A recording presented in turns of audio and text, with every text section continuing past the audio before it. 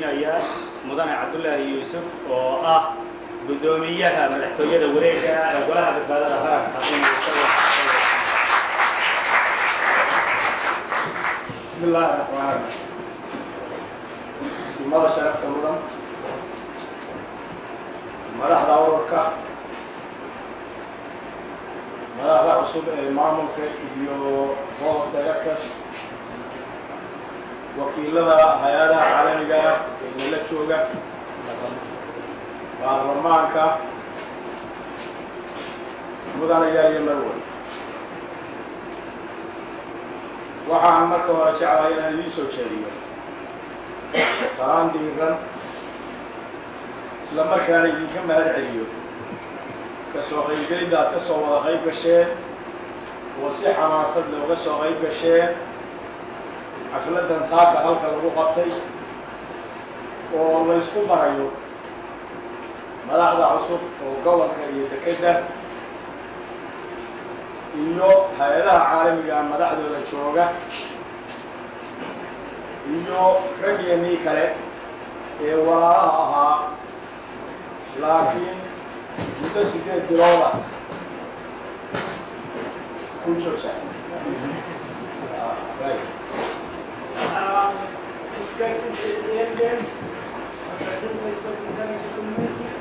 members of the newly appointed regional administration authority, members of the regional parliament, ladies and gentlemen, I wish to thank you first of all for this meeting, for your accepting our invitation for come here. As has been said before me, the purpose of this meeting was to present to you the new formation who will take over their responsibility from today. raggeenii kale ee iyagoo walaalaa saaxiibna ah muddo 8 bilooda muran ka dhaxeeyey oo ku murmayey maamulka boosaaso loo dhisayo saakana iyagoo faraxsan oo gacmaha haysta halka jooga waan u hambalyaynayaa waxaan ka codsanayaa inaynu iska ilowno waxaynu soo marray iyo isqabadkii dhexdeena soo galay muddadii maamulka laga shaqaynayay sidii loo dhisi lahaa waxaana shaki ku jirin dhinac waliba inuu islahaa hagaaji aan cid wax xulanaysaa aanay jirin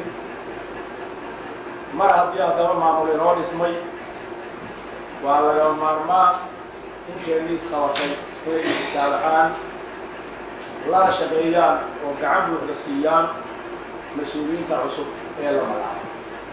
For over 8 months, to forget the differences of the past, to hold hands together, and to promise the necessary support and assistance to the new administration.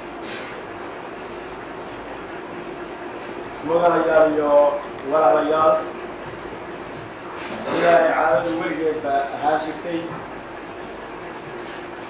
raggii xeer cusub loo magacaabo oo mas-uuliyad la saaro waa loo hamaliyeyn jiray oo waxaa loogu hamaliyeyn jiray xilkaa loo dhigay. It's tradition to congratulate the person on newly appointed responsibility and position.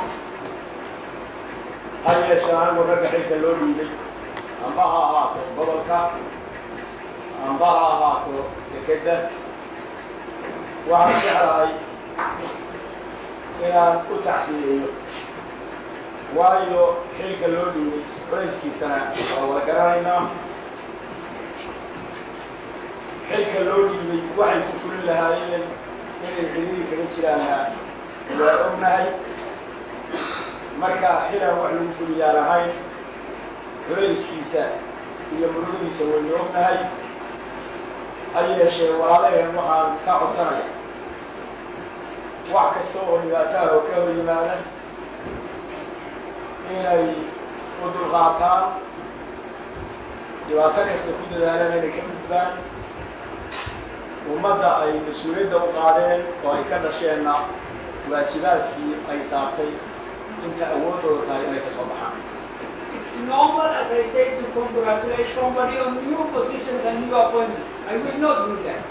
Instead, I want to give my understanding and condolences to these people, because we understand that we have appointed them to a most difficult position.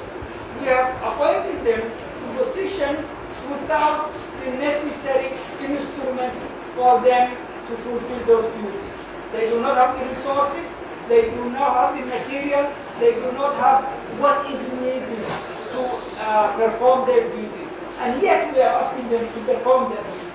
And it's because of that, and because we wish them well, and we hope that they succeed in performing this very difficult task, that I abstain from congratulating them now on this appointment.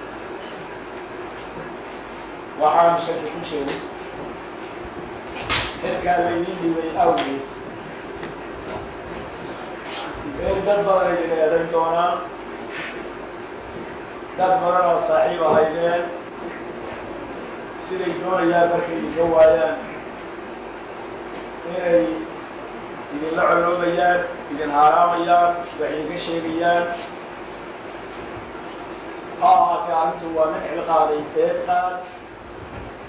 aniga waxayna tahay inaynaan eedna ka baqin, ilaahay mooye bini-aadan kalena ka baqin, laakiin inaan daacad ka noqono mas-uuliyadda laynoo dhiibay oo ummadeenna u shaqayno, wixii kaloo dhanna inaan geesista. Your job is most difficult. You will be blamed for many things that you have done or things that you have not done. You will probably be losing some friends that you have now when they realize that you will not do what they want. I want you to know that it's common, it's life, but I hope that you will persevere and you will continue to do your best in the performance of this most important task for the community, for your community in the best interest. shakada dhibaatada ka jirta waa la wada soconnaa. waxaa laga yaabaa muranka magaaladan ka socda badankiisu dekedaynu ku saabsan yahay. sababtana waynu garanaynaayo in lasii faahfaahiyo looma baahna. waxaa loo baahan yahay nidaamkii dekeda lagu hawayn lahaa, lagu hagaajin lahaa, wax lagaga qaban lahaa, iyada hore loogu marin lahaa. idinkaa laydin xisaaray ilaa kusoo dhaqsataan. markii laydiin saxiixo oo laydiin ogolaadana nidaamkaas waxaa lagama maarmaana dekeda musuqmaasuq waa inuu joogsadaa. suu ku joogsadana nidaam adag yaa laydinka sugayaa. waxayna tahay in loo baahan yahay in walabaa weli laysla soo qaadin sharci adag in loo dejiyo musuqmaasuqaa sidii loo joojin lahaa. ciddii ka joogsan weydaa lafteeda inay weydo inaan raalli ku noqonnaa loo baahay.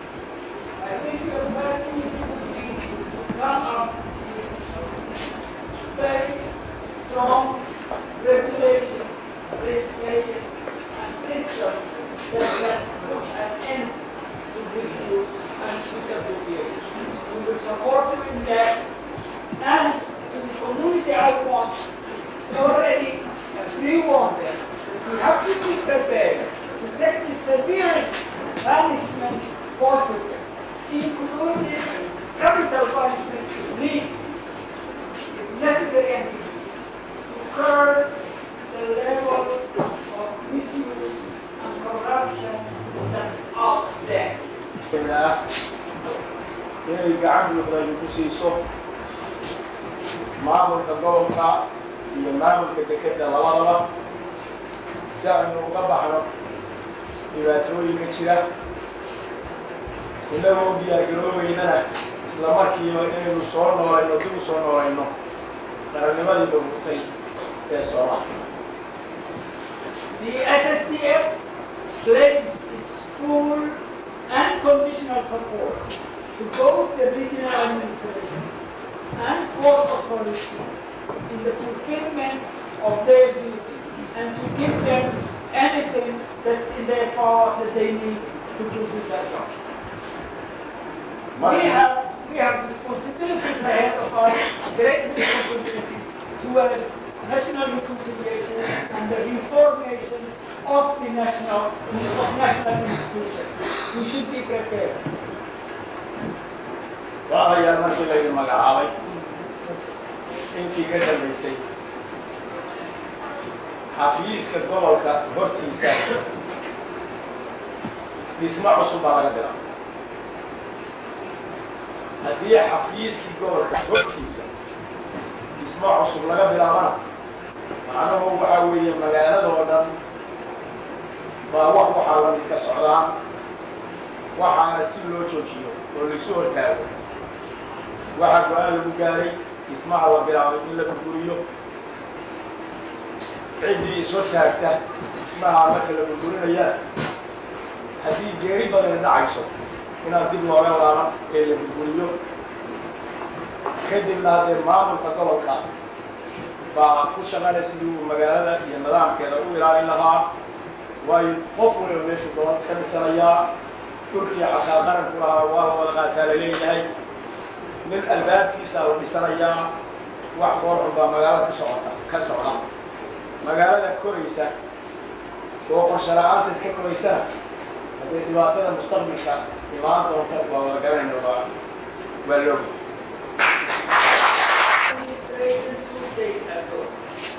A new building, illegal building, has been started on the premises in front of the gate of the regional administration. This is a very clear challenge. We have now decided that that building, that construction will come down immediately. We will use force if necessary. We will remove those who come to challenge us in this manner. We will not allow it to continue. And we want to hand over a clean. هذا واحد أسقسنا إلى يكون هذا اللقاء مرمسية دمبيرة إلى رايسن وواحد يكبه هي مشاريع دي هرمانية وقبل كامبري وقبل ترجعي يقبل الله كلامه هي مشروعي وقبل ترجعي بكده إلى ما تلقى بلاله وبلودان ما ملا الرسول وقبل كا يدكه.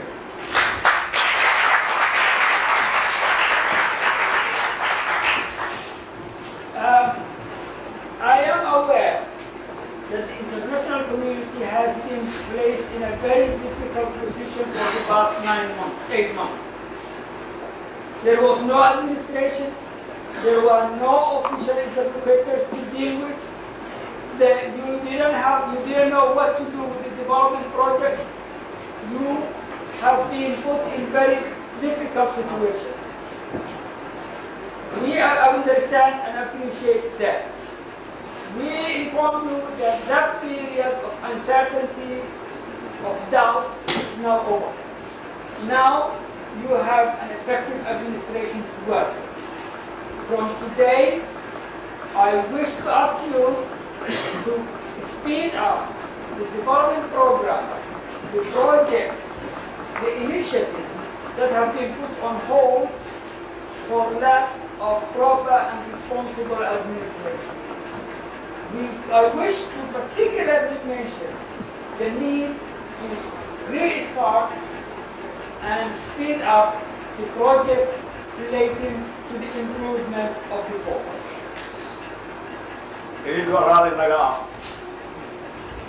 waxaan jeclahay anoo magaca saaxiibaday oo iga waaweyn oo halka fadhiga ku hadlaya magacooda isimada iyo khiyaalka kale iyo dadweynaha Soomaaliyeed oo gobolladan degan hadda kadib haddaad la tirahdaan waxbaa si idinka ah oo maamul uma dhisna gobolka ama gobollada dekedana maamul uma dhisna idinka garaysan mayno haddaanan idinka garaysanayna waxaa loo baahan yahay inaynu ka wada shaqayno sidii aad ku taageeri lahaydeen dadweynaha dhiban oo burburku ku dhacay oo rafaadsan oo haatan u diyaargaroobaya siduu dhibaatada uga bixi markaanu hagaajinana haddee garaysan mayno amni la'aan baana waxba hawlkay. We will put all our energies and efforts to remove all the conditions that are out there of insecurity, of perplexity. We will do everything possible to remove them. Once we remove them, we also would like to ask you to act immediately and program those development activities that are needed for the community. ugu dambaysi waxaan idinka codsanaynaa inaad la shaqaysaan oo wixii aad qaban lahaydeen oo awal sababahaas awgood u xayiirnaa aad sahashaan kalana shaqaysaan maamulada cusub oo la dhisay waayo mas-uuliyadda hawlaha ama mashaariicda ama dekeda iyo maamulkeeda iyagaa loo xilsaaray oo mas-uulka ah ilaahay ka sukow markaa meelaan ku hagaagno ma hayno waa dhammaatay raggii xilka la saaray waa kuwa xaggaa safan si idinkuna hawsha laga xilsaaray musuqusho dadweynaha nibanna dhibaatada haysata looga yareeyo oo wixii la qaban kara loo qabto waxaan markaana lahaa idiin soo jeedinayaa mahad kasoo qaybgashan shirka xamaasad nooga muujiseen aad iyo aad baad u mahadsantihiin qaadan magaca. To start on a foot of cooperation, of understanding. The best way is to cooperate, to understand, to work together as a team. And we expect you, we invite you, and we expect you all to work in cooperation and in collaboration. I know the members of the regional administration are here and they will be presented to you. The members of the board of directors are here and will be presented to you. And from today on, it is between you, the international community, working closely with these administrations and these organizations.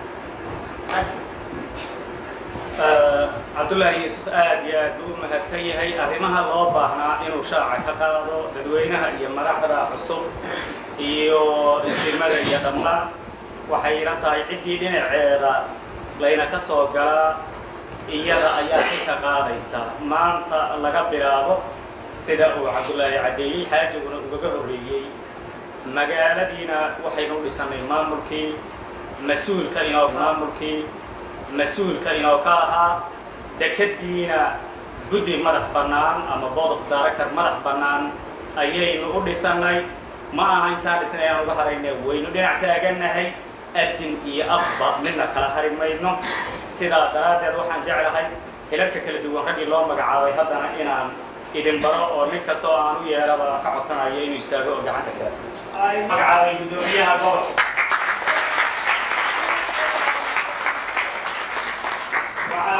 الدكتور محمد يوسف ويا ودنيا بريحة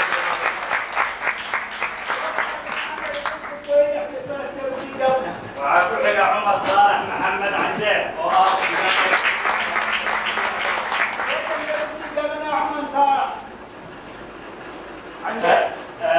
وعكوحي حسن عبد الله حسن صديقات حسن عبد الله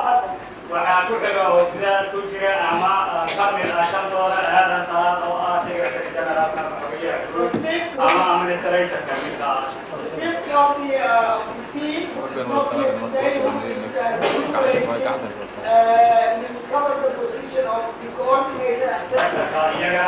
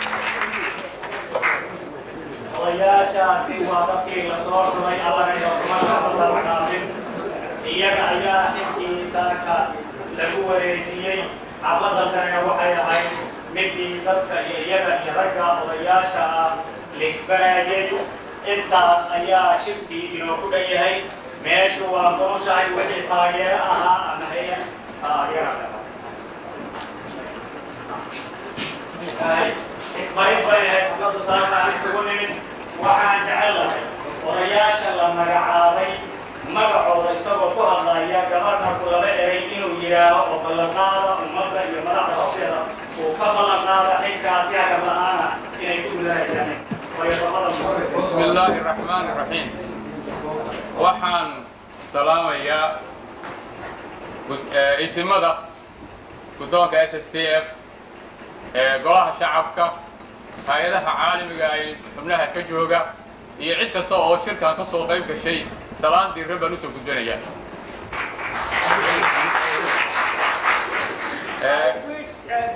To express my greetings and appreciation to the traditional leaders, to the leadership of SSTF, to the regional parliament, to the representatives of the international community, and the respected gathering here.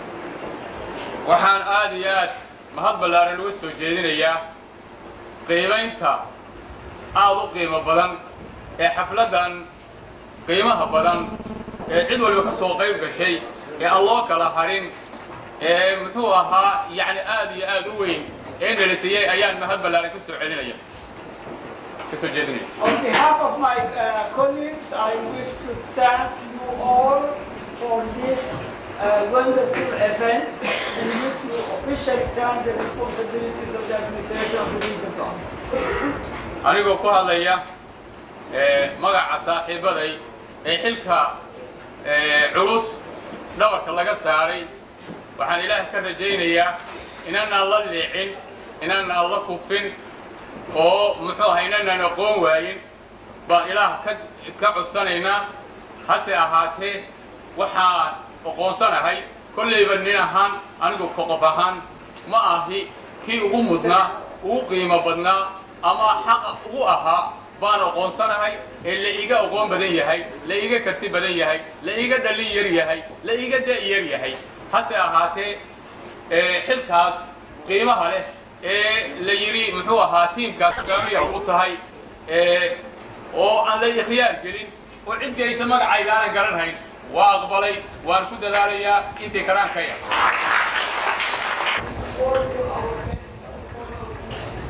I would like to also speak on my behalf, in my mind.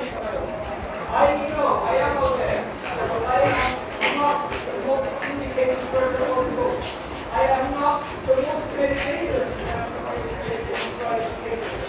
I am not the most indicated in terms of age. I have not gone for this. I have not been on the party when I was named. I have been named. I accept the nomination. These things, I am the deputy coordinator. I will do everything in my power to perform the best knowledge of way I can.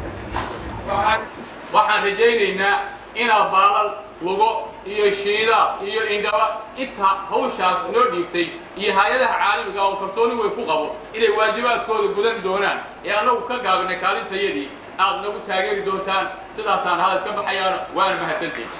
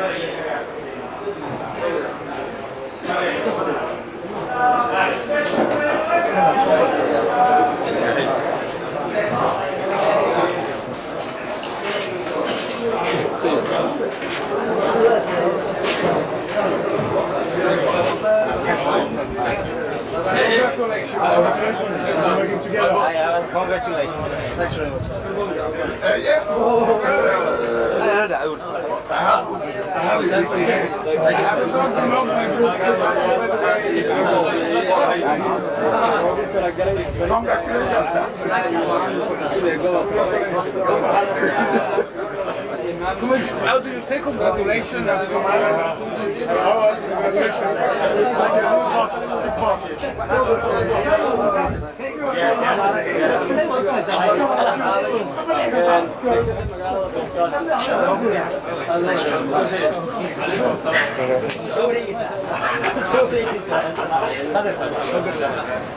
Thanks very much indeed. I wish you luck. Thank you. Come on. Right. Good luck.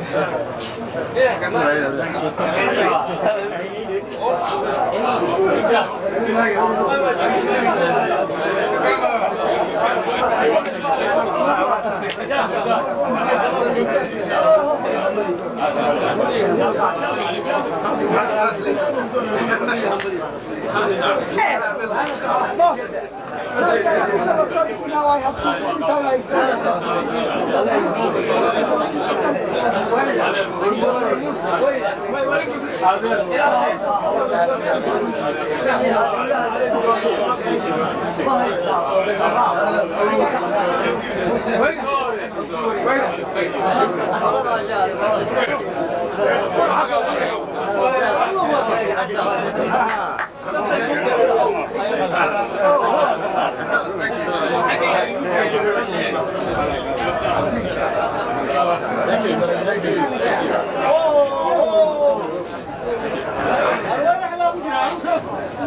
Thank you.